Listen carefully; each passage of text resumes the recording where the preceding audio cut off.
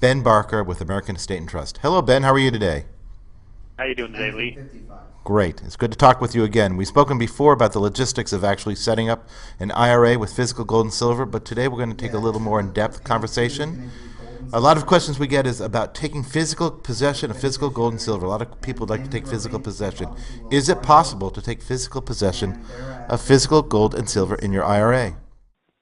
When you have an IRA, there are certain restrictions. The main purpose of an IRA is to take those funds, grow those funds, and use those funds at retirement. And the same is true with all IRAs, whether you have stocks, bonds, or real estate, or gold or silver. You cannot take physical possession of those metals without it being considered a distribution. The purpose of IRAs, like I said, is for retirement age. And if you have the ability today to utilize those funds, they're in your pocket, they're in your house, wherever, then the IRS would consider that a taxable event. So it is not possible to take your retirement funds with gold and silver and personally store the metals yourself. Could you explain what a taxable event is, please? Yes, I can. When you're dealing with an IRA, if you do something that is disqualified, for example, taking physical possession of your metals, the IRS considers that a taxable event because you are having the ability to utilize those funds today. So what you'll be doing is you'll be paying taxes on that money. You won't get the tax deferred benefit out of having the IRA, and you'll have to pay taxes on it at whatever income rates you are at. On another topic, regards to bankruptcy protection, I hear that there are state laws that allow you to be protected, that in case of bankruptcy, your IRA would be protected from any creditors. But I see different laws from different states. How does that work? Yeah, you are correct. The nice thing with retirement accounts, which is both true of IRAs and 401ks, is people want to set up a retirement account for their retirement age so that they'll have money to live on when they retire.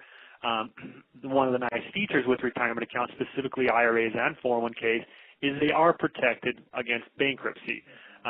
Each state has specific rules as far as what limits they allow for IRAs. There were a couple different laws that were enacted related to bankruptcy. So if you do get into a situation where you're going to have bankruptcy, I would consult with a local bankruptcy attorney in your area because there may be some specific state rules. But as a general rule, there is protection from one state to another. A lot of states I've seen it be about $1 million, but that will protect your retirement account. So it's always a nice feature to have an IRA to start early and to start making contributions to an IRA.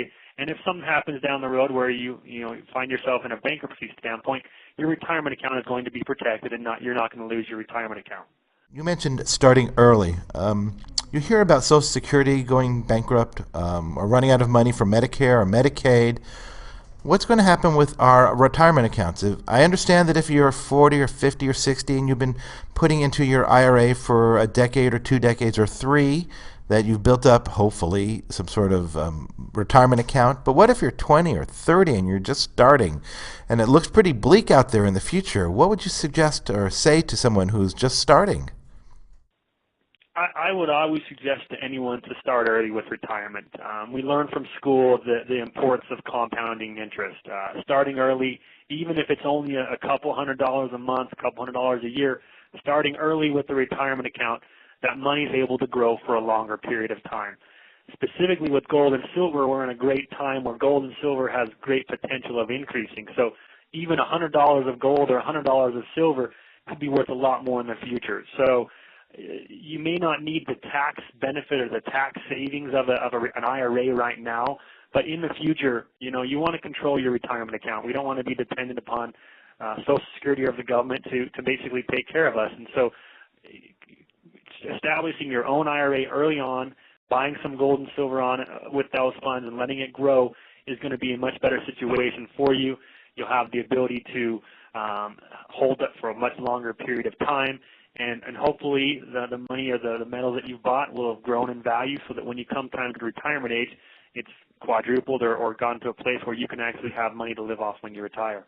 You mentioned compounding earlier. Can you explain compounding? Yep. The idea is that you take $100 today and you invest $100 and it earns, let's say, an average of 10% per year. Your $100 next year is worth $110. Now you've got $110 that you're using to invest. If that continues, you continually earn 10% each year. In 20, 30 years, you're going to have a lot more